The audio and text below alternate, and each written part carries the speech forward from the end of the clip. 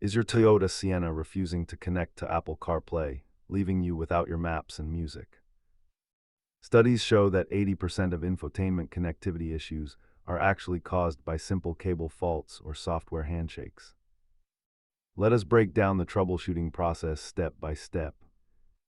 Start by swapping your cable for a certified one and ensuring your iPhone software and Siri settings are fully updated. Check your iPhone privacy settings to confirm USB access is allowed while locked, and try toggling the CarPlay connection off and back on. If the phone is fine, clear the device from your Sienna's head unit and perform a hard reset by holding the power button. Most issues resolve with these quick steps, but if the USB port itself is failing, you may need a professional dealer repair. As you can see, the data confirms that your cable is almost always the primary source of the frustration. Inspect the USB port for physical debris or bent pins and verify if a different port in the console works any better.